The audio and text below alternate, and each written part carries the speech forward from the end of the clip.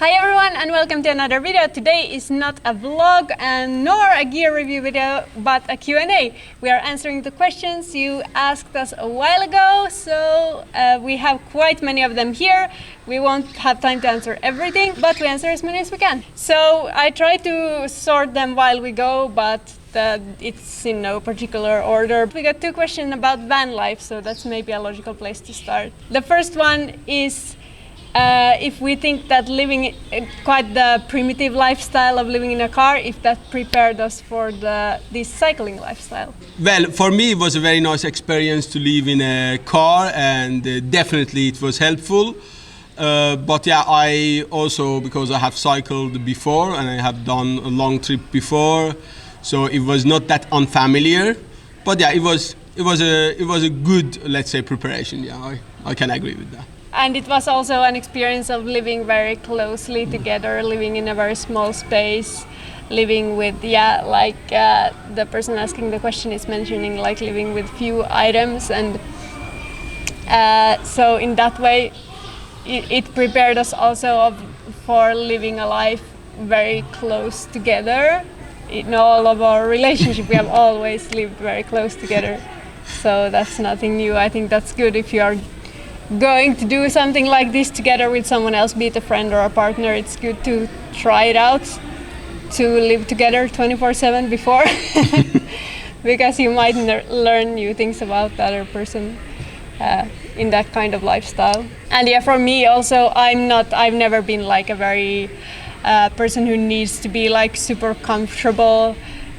When I grew up, sometimes we didn't have running water in the winter, sometimes we didn't have heating or electricity.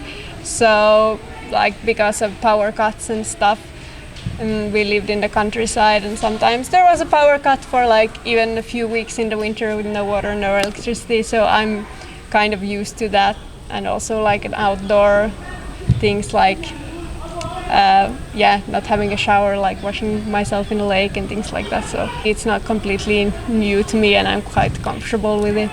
They also asked how we did laundry in the winter time and what jobs we had. So I was actually studying, and I was also working a few jobs. I was substitute teaching in elementary school, and I was working in some cafes.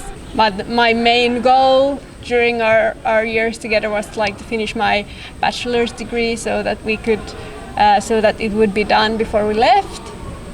And also I was working, earning some money.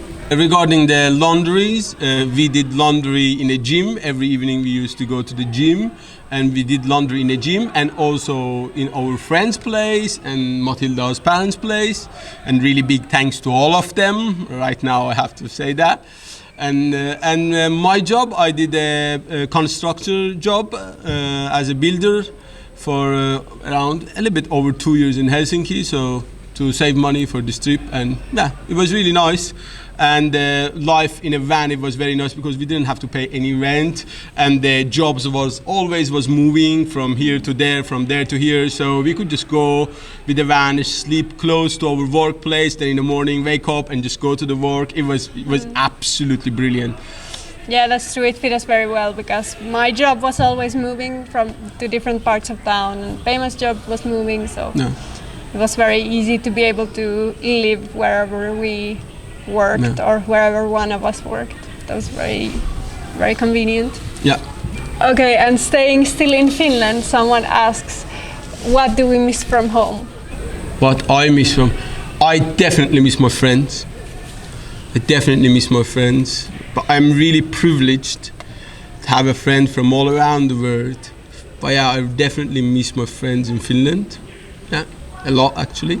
And I miss forest in Lapland. I just love it. I just love to take my backpack, my axe, and just go to forest and have a fire, sit in the side of the lake, look at the lake, carve some cook. So I really miss the peace in Nordic forest in Lapland. I really miss it.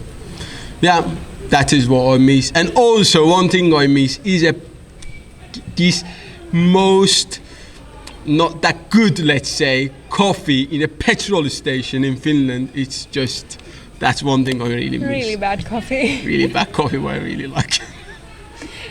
Yeah, nothing compares to how much I miss my family and friends. That's like, it's that I really miss people, and everything else is like, you know, I think of it sometimes, for example, some foods, I can be like, oh, I really would like to have this specific food or this specific bread or whatever.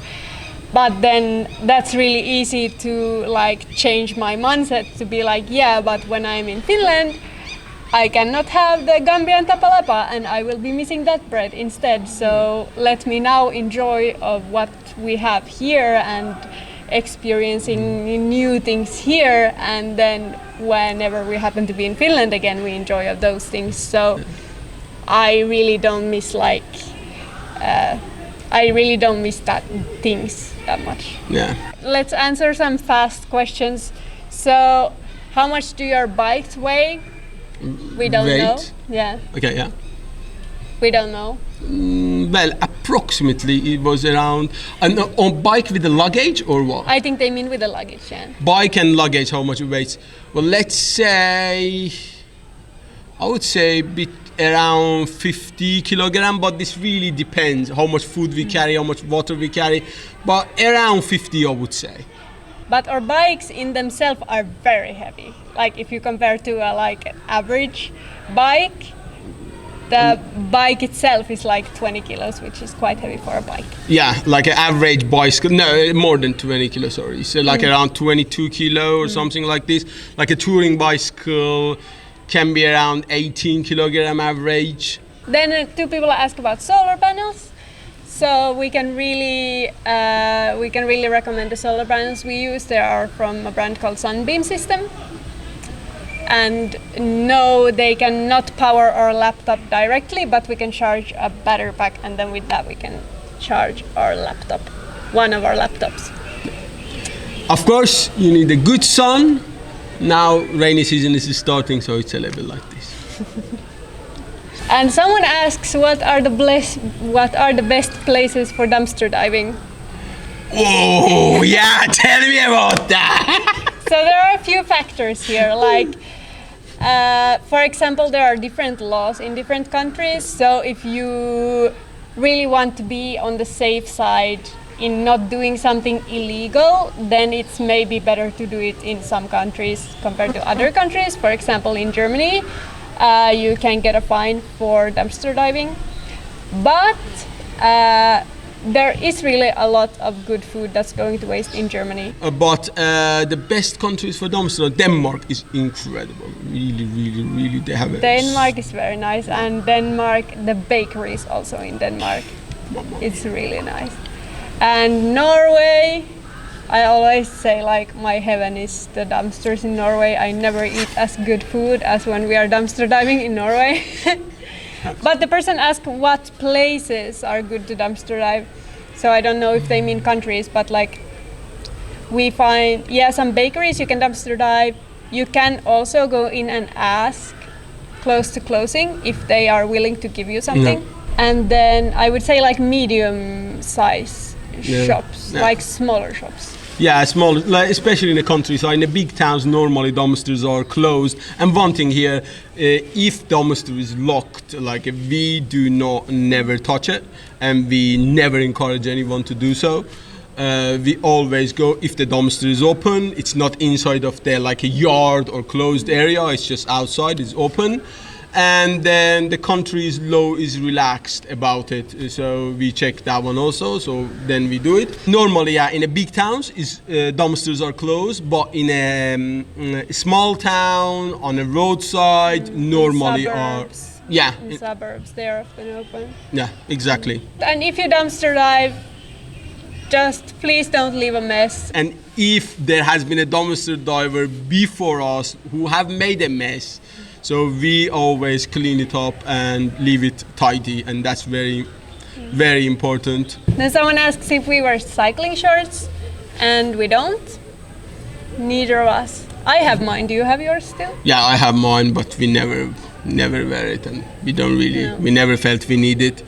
Yeah, but if it happens in case we cycle like a really long hours for many days in a row, so it might be needed for a couple of days to wear and then take it off. So we just carry it just in case, but we never felt we need it in this tour or in any previous tour. I have been uncomfortable sometimes with one of my trousers, cycling trousers, ironically, and then I was uncomfortable and I never understood why until I realized it was because of my underwear. So because different underwear sit differently on the body. So like if you're uncomfortable without cycling shorts or even with shorts, but then you would usually not wear underwear. But if you're uncomfortable on your saddle, there are like many different things you can check other than just add padding. Like check that your position is right, that you're sitting right on the saddle, that the saddle is the right model for you, and so on and so on. Yeah. But yeah, short answer, no, we don't wear padded shorts. Yeah, but it depends on a person. We know some people, they do prefer to wear, so it is a personal preference. Yeah, of course. Yeah.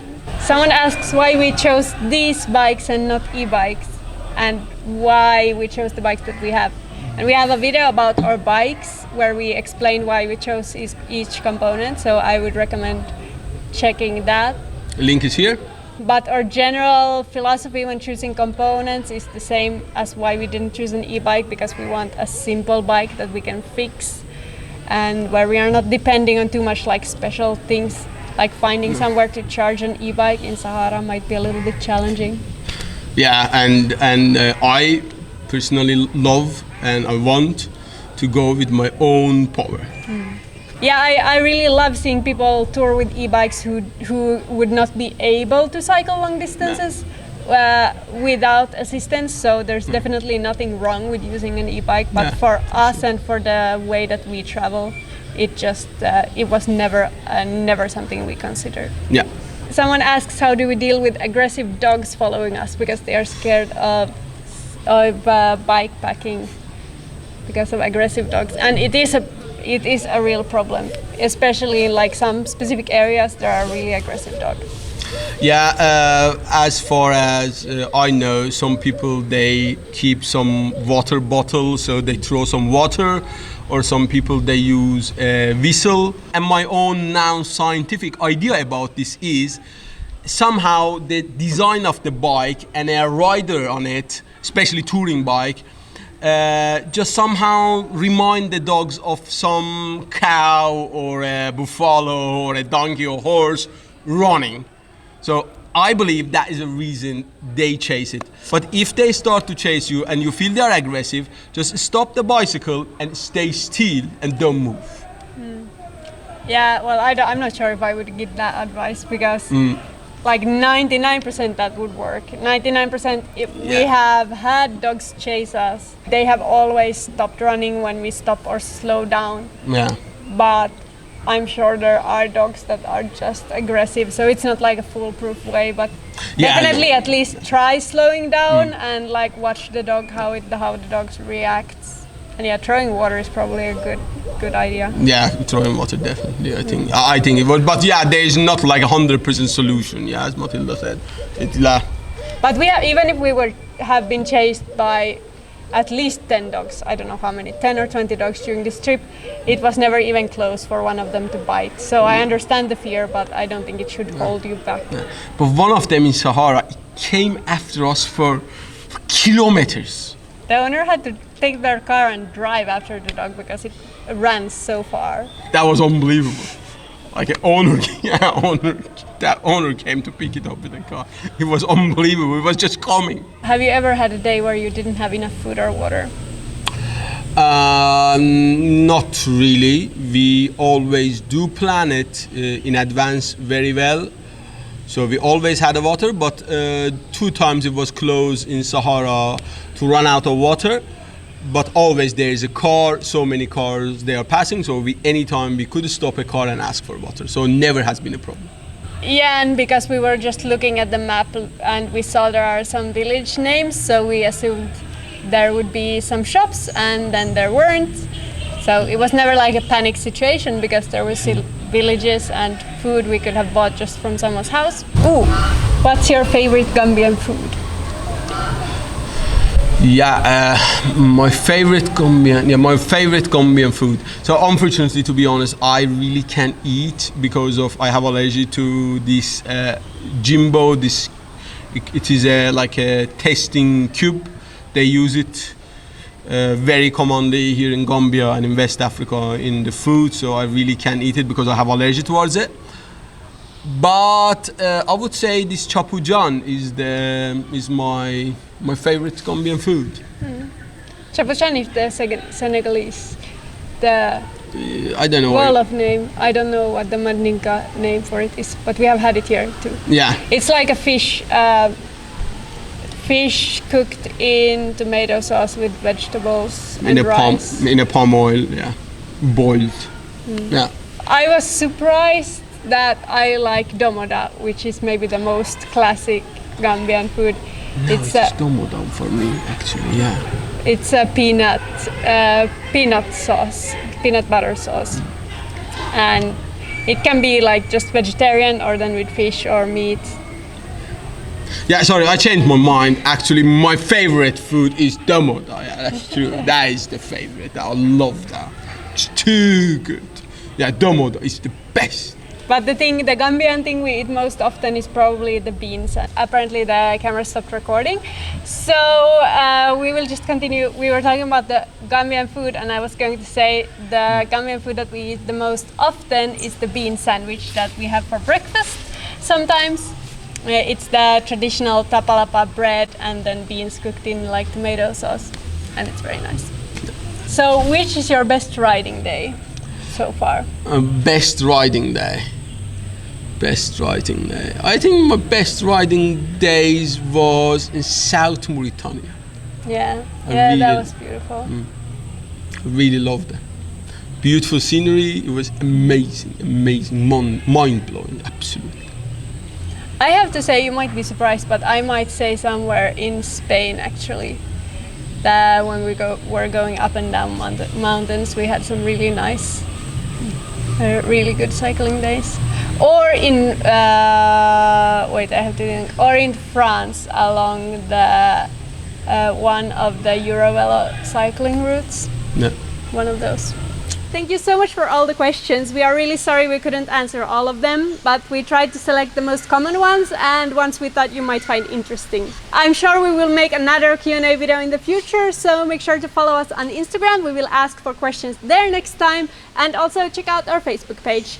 You can let us know your thought in a comment below about our answers for your questions. But one question you ask often is about our current situation, especially considering this pandemic going on all around the world. Well, we are at the moment in Gambia and the borders are closed and the number of the cases are going higher and higher. And yeah, now masks are mandatory and the borders are still closed, and land borders, air borders, and we really don't know when they will open. But we are waiting here. As soon as borders are open and it is safe and it is responsible to cycle, we will start to cycle towards South Africa. But we are in a trip for 10 years and it is fine to wait here. If you subscribe to our channel, you will see how we are going to handle this pandemic and how our adventure will continue. Here is a subscribe button and remember to put the notification bell on. Another great way to support our channel is over on Patreon, so make sure to check it out if you haven't already. And watch this recap video from our trip so far. And there's a vlog over here. See you in the next one. Bye bye. Bye bye.